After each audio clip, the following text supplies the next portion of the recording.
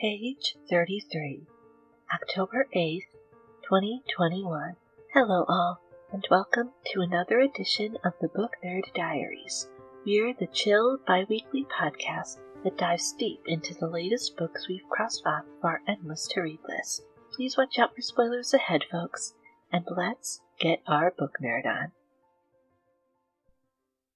Every single town has its legends. Those stories that the locals tell each other in hushed voices after the sun goes down, gaining a life all its own as it is passed down lovingly from generation to generation.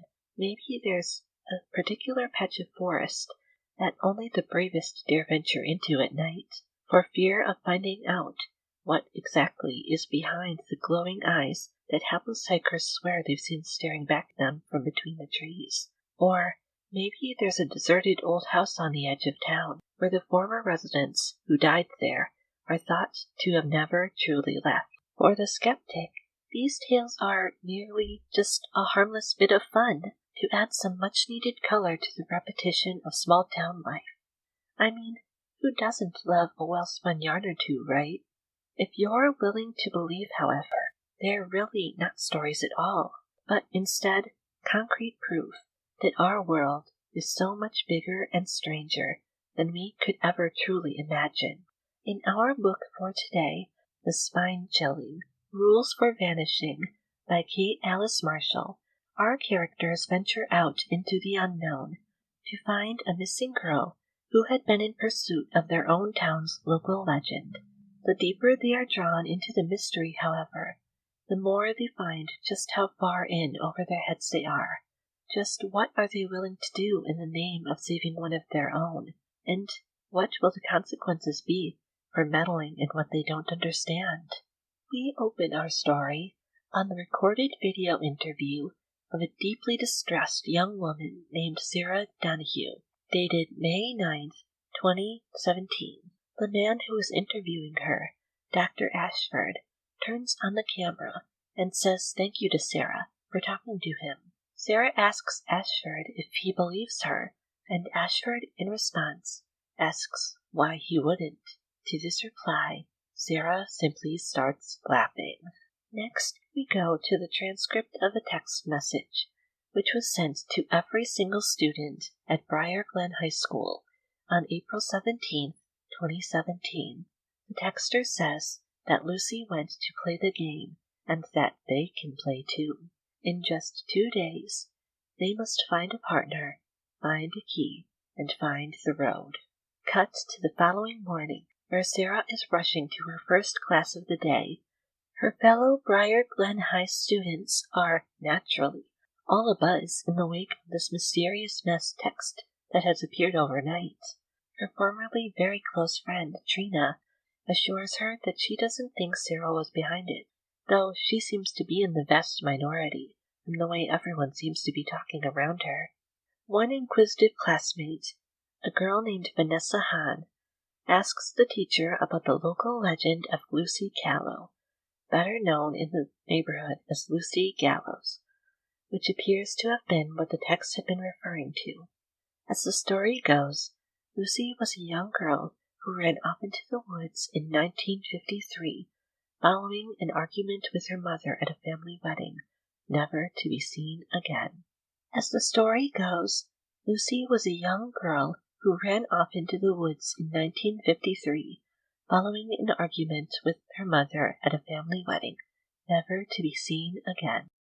It so happens that Sarah's own sister, Becca, had also disappeared much the same way just the year before our book begins, along with her boyfriend Zachary. It's largely assumed that the couple had run off to be together, as Becca and Sarah's parents had not approved of Zachary. Sarah, however, knows that Becca had been fascinated by the legend of Lucy Gallows at the time of her disappearance, and had more than likely gone to find her. This is only confirmed when Dr. Ashford, in the present day, presents Sarah with a series of pictures Becca had taken before her disappearance. One of them shows Sarah standing right next to the spectral figure of a girl in a white dress. In the flashback, Vanessa Hahn approaches Sarah to ask her about the Bloody Mary-style game that local kids have played for ages, to summon the spirit of Lucy Gallows. Sarah explains that, according to legend, you're supposed to hold hands with your partner at the spot Lucy disappeared and take 13 steps forward to summon a spectral road to the realm where Lucy's spirit waits to be freed. Sarah herself has secretly visited the spot many times since Becca's disappearance to search for her, with no luck. Sarah's parents had slowly been clearing Becca's belongings from her room in the year since she's been gone. Sarah, however, has managed to retrieve a box of her sister's most treasured items from under her bed, including a notebook containing a bunch of cryptic, mysterious writing, and her beloved camera. It's with this last item that Sarah heads to the local park to take pictures of the scenery. One of her formerly close friends, Anthony, confronts Sarah there about how closed off she's been since Becca's disappearance. Since the mass text had told them that they must play the game in 2 days if they wished to find answers, Anthony offers to be her partner, to which she reluctantly agrees.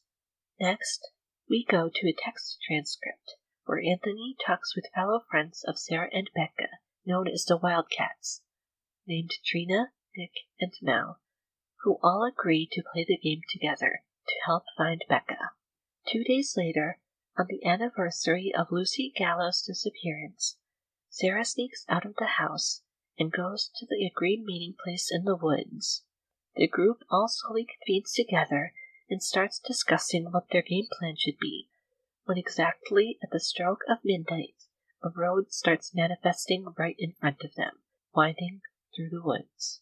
Not wanting to miss this opportunity to find her sister, Sarah immediately walks on ahead, and the rest follow her, unaware of what the road ahead has in store for them. As we are now officially in that scariest time of the year, I thought it only appropriate that I should find a suitably scary book to kick things off. Rules for Vanishing, as it turns out, perfectly fits the bill, delivering plenty of chills and lots of mysteries to solve along the way. On one hand, it's a ghost story, the type of which people have told each other around a campfire since the very beginning of time.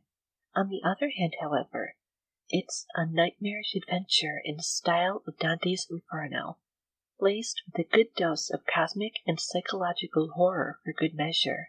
With each new section of the road they explore, they are forced to face their very worst fears one by one, much like the many doomed souls Dante meets throughout the Divine Comedy. Not only are the teens faced with monsters and other terrors beyond their imagining, but through these trials, they are also forced to question just how much they trust each other and themselves. This unique blend of horror storytelling styles is only made more unique by the format it's presented in.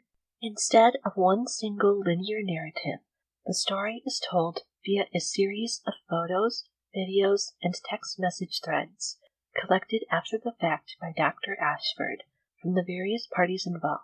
Due to this, you get an account of the same events from multiple sources, each person either confirming or throwing even more confusion on exactly what happened.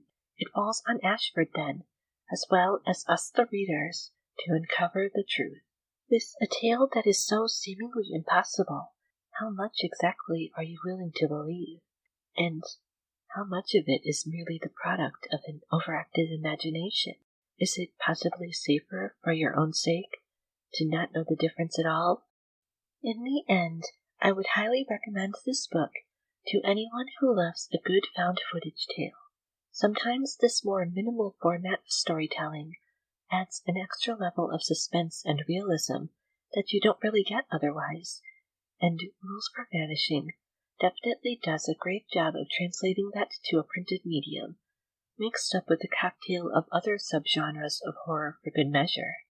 If you're a fan of classic contemporary horror stories like The Blair Witch Project or Paranormal Activity, then this book might be just what you're looking for. As always, though, I will note here that some elements might be disturbing for some readers, so please don't forget to check out the content warnings in our show notes if you choose to pick up this book for yourself. With that, we have now reached the end of our main discussion for today, dear listeners. But fear not, there's still more show headed your way after this very quick break. Are you an author, fellow podcaster, or small business owner looking to spread the word about your product or service? Then let us help you. We offer a number of affordable monthly advertising packages in various price ranges. So if you'd like to hear your ad here in future episodes, please head on over to our page at ko-fi.com/bndpod and click on the Shop tab to see what works best for you. Again, that's ko-fi.com/bndpod. Then click on the Shop tab. We can't wait to work with you. And welcome back, everyone. Now that we are on the other side of our break, let's move on to that nerdiest part of our show, the Trivia Corner. In this segment, we give you a trivia question that is related in some way to our reading today. And this time around, we're diving into the terrifying world of phobias. Ready? Your question is, if you suffer from ornithophobia, what are you afraid of? Is it A, birds, B, braces, or C, ornery people? Your answer is A. Ornithophobia is a subset of zoophobia, or a general fear of animals, that is specifically tied to any species of birds, though people can often be particularly afraid of specific types, such as ducks, chickens, or owls. In short, if you have ornithophobia, then Alfred Hitchcock's movie, The Birds, would definitely not be for you. My source for this question was Wikipedia. And now, dear listeners, the end of another episode is finally in sight. Before we go, we just need to say thank you so much to Julie and Katie, aka one of the very best sisters a podcaster could ever ask for being our wonderful subscribers at patreon.com/bndpod. If you would like to get early ad-free episodes, 2 bonus episodes a month, and so many other perks, please head on over and join them. To show your support for absolutely free, you can also leave us a 5-star review on Apple Podcasts, share our episodes on social media, or tell the people in your lives about us. Small independent podcasts like ours depend on word of mouth to survive and help our community grow. Next week, Friday, October 15th, we'll be releasing a brand new bonus episode just for our dear $5 and up Patreon subscribers. And we'll be right back here in 2 weeks to open another page of the Book Nerd Diaries. See you then! The Book Nerd Diaries is written, edited, researched, and hosted by me, Amber Wilchin. Thank you so much to the wonderful Astrofreck from Pixabay for the use of our theme song, The Grand Entrance, and One Tamara 2, also from Pixabay, for our incidental music that plays during the Trivia Corner segments. If you'd like to connect with us online, please follow us on Instagram or Twitter at BNDPod, on Facebook at Book Nerd Diaries, or via our website at bndpod.wordpress.com. All the links you need are right in our show notes, so come say hi. If you have any comments, questions, or ideas for future episodes to send my way, please feel free to drop us an email anytime, bndpod@gmail.com. I'd love to hear from you. Until next time, everyone, please be good to yourselves, because the world needs you. And don't forget to support your local library.